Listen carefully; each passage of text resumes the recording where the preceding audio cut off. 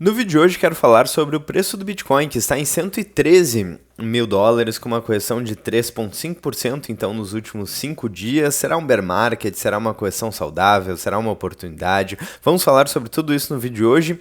E lembrando que a gente tem uma parceria com a BIPA, então você pode utilizar o código SATOSHI para ganhar até R$ 100 de Bitcoin ali nas suas primeiras compras de frações de Bitcoin. Na BIPA é uma corretora bem fácil de utilizar, bem prático. Você tem também um cartão com cashback em Bitcoin, que é muito legal, muito interessante. Eu particularmente acho a ideia muito boa. Bom, então tem o link ali aqui na descrição do vídeo. Vamos voltar aqui para o tema principal. Então, o preço do Bitcoin é US$ 113.000, agora mais próximo de 114 do que de 113. Mas, enfim, teve uma correção significativa aí no preço do Bitcoin e algumas pessoas estão se perguntando, inclusive respondendo aí a uma pergunta do último vídeo aqui do canal: será que começou um bear market no Bitcoin? Vamos falar sobre isso. Então, lembrando que isso não é uma dica de investimentos, aqui a gente só dá alguns dados, gráficos e informações aí para que vocês possam tirar sua própria conclusão. O primeiro indicador que eu quero mostrar aqui é o Maier Multiple do Bitcoin. O Maier Multiple do Bitcoin é um indicador que quanto mais alto, mais esticado está o preço, e quanto mais baixo, mais barato, digamos assim, está o preço do Bitcoin. E se a gente olhar agora, está em 1,15, o que é um índice bastante, é uma média aí bastante interessante, certo? Então, historicamente, quando o preço do Bitcoin está muito esticado aqui, ele já passou de 2, esse índice já passou de 3 aqui no passado, e até em tempos mais remotos, aí 2013, já passou de 4 e 6 e por aí vai. Então a volatilidade vem caindo no Bitcoin, mas segundo esse indicador, o preço não parece estar nem um pouco aí esticado. Lembrando que aqui a média para o Maier Multiple desde a criação do Bitcoin é de 1,30, então ainda está bem tranquilo, abaixo da média, inclusive o Maier Multiple para o Bitcoin. Se a gente olhar o Bitcoin Rainbow Chart, o preço aqui está na linha verde, na linha de compra, certo? Então, não que isso signifique compra necessariamente, mas quanto mais para baixo aqui nessa linha de tendência está o preço do Bitcoin, mais próximo aí de um fundo, e quanto mais para cima, mais próximo de um topo. Então, a gente não passou aqui por um momento de euforia, pelo menos segundo essas linhas de tendência aqui de euforia ou de bolha e por aí vai. Então, aparentemente, também não está indicando um momento de euforia, não indicou um momento de euforia recentemente, então não parece ser o caso de uma correção forte. Olhando o Bitcoin Long Term Power Law, a mesma coisa, muito próximo dessa linha média aqui de uma tendência média de preço aqui ao longo do tempo com o Bitcoin, então nada de um preço muito esticado. E quando a gente olha o Fear and Greed Index, o mercado não está nem com muita ganância. O Fear and Greed é medo e ganância, então o mercado não está nem com muita ganância, nem com muito medo.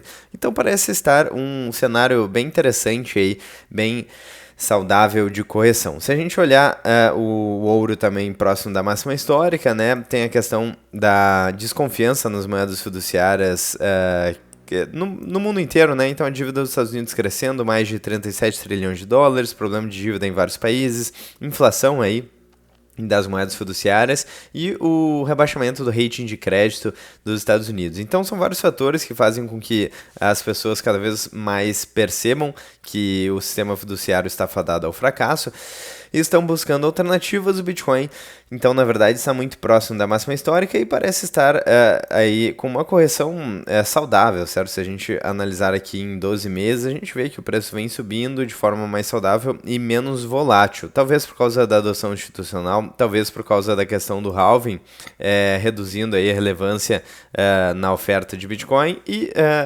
tirando, então, ou reduzindo a possibilidade da manutenção desses ciclos de 4 em 4 anos que o Bitcoin geralmente segue, né? Pelo menos seguiu até aqui. Se a gente observar aqui, por exemplo, uma máxima em 2013, depois 2017, depois 2021, 4 anos depois de novo, 2025. Então, um ciclo de 4 em 4 anos.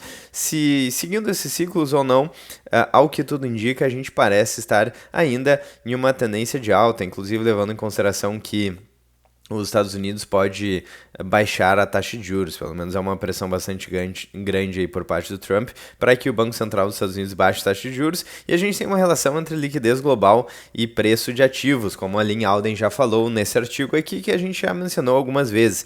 Então, relação entre liquidez global e preço do Bitcoin Geralmente, quando aumenta a liquidez global, a gente vê o aumento de preço de vários ativos. O Bitcoin tem essa relação bastante alta, certo? Então, em 83% das vezes onde a liquidez global aumentou, com um certo delay, o preço do Bitcoin também aumentou. A gente tem SP500, tem ouro e por aí vai. É claro, porque se tem mais dinheiro, se tem expansão da base monetária, flexibilização do crédito, redução da taxa de juros, quem tem dinheiro, ele não vai deixar o dinheiro parado no banco sem render nada, certo? Eles vão comprar ativos que tendem a se valorizar ou que tendem a gerar algum fluxo de caixa. Então é natural que isso aconteça, é bem lógico, inclusive.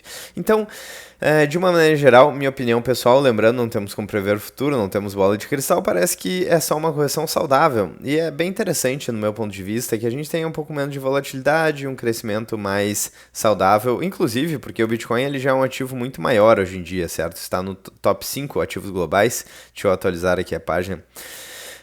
Não, olha só, já vou concordar aqui, já desceu, então está no 7º local aqui, está no top 7 ativos, então com um pouco mais de 2 trilhões de dólares de mercado de capitalização, na verdade bem próximo aqui, Amazon, Google e Bitcoin estão bem próximos aqui nos top 10 ativos, certo? Então já é um mercado bem maior, mais de 2 trilhões de dólares, é mais difícil de ter mais volatilidade do que, por exemplo, quando era um mercado menor, certo? Então é natural por vários motivos, questão do halving, adoção institucional e o tamanho do mercado também reduzindo a volatilidade. Quando a gente olha para os maiores players, a gente vê uma adoção institucional bastante forte aí com ETFs como o ETF da BlackRock, as Bitcoin Treasury Companies como a MicroStrategy, exchanges e principalmente aqui o governo dos Estados Unidos e o governo da China no top 10, então players que podem a qualquer momento começar uma corrida aí ao ouro digital, ao Bitcoin, e eles são donos da impressora, né? Então os Estados Unidos, por exemplo,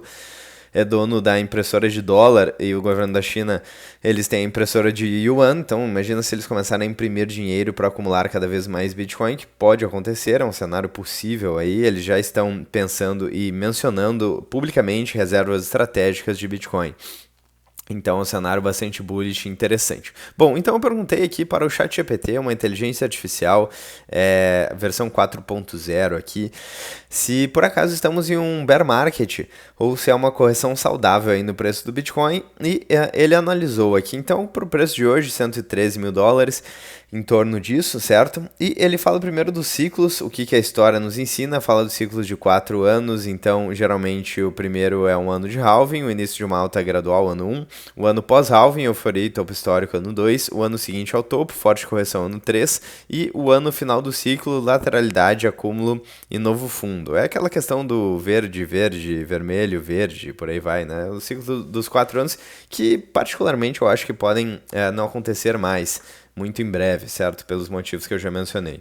Então aqui tem alguns exemplos, halving em 2012, topo em 2013, halving em 2016, topo em 2017, halving em 2020, topo em 2021 e agora halving em abril de 2024 e estamos no ano pós-halving e justamente no topo. Então, na verdade, esses ciclos de 4 em 4 anos ainda está acontecendo, né? Pode ser que o padrão pare de se repetir.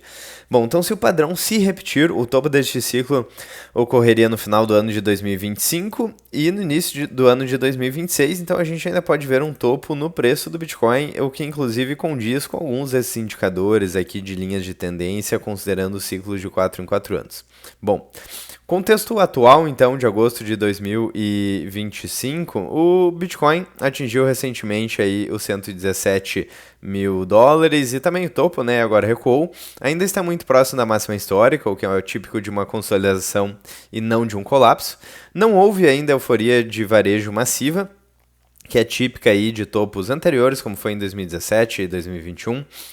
Temos também ETFs de Bitcoin que seguem com a entrada líquida de capital, embora a desaceleração aconteça recentemente, né? Mas na verdade os ETFs aí de Bitcoin estão com um sucesso muito grande, e principalmente os ETFs da BlackRock aí chamando muita atenção no mercado. E o Federal Reserve segue política monetária relativamente neutra, mas com risco de voltar a cortar juros em breve por pressão fiscal. Ou seja, ainda não vemos sinais clássicos de um topo definitivo. É verdade, eu tenho que concordar aqui. Então, se é o início de um bear market, provavelmente não ainda. As quedas recentes parecem mais uma correção saudável de mercado dentro de um ciclo de alta ainda acontecendo, certo? Ainda em percurso. e sinais de que ainda estamos no bull market, então nenhuma euforia generalizada no varejo. Empresas seguem acumulando como ETFs e corporações. Falta de manias típicas aí como shitcoins multiplicando 10 vezes ou youtubers prometendo riqueza rápida. A gente até viu uma valorização recente aí das shitcoins, mas bem rápido. Por exemplo, o Ethereum está longe do topo, né, ainda. Bom, o valor de mercado do Bitcoin ainda está abaixo de 2,5 trilhões de dólares e em um mercado global, considerando, né, em um mercado global 500 trilhões de dólares. Então não parece ter um momento de euforia ainda, não parece ser o início do bear market. Mas e se for o início de uma queda prolongada? Então há riscos se houver uma crise global de liquidez, como a gente já falou antes, né, como a de 2008 ou a de março de 2020, e aí é importante lembrar que o problema aí de 2008 não foi resolvido.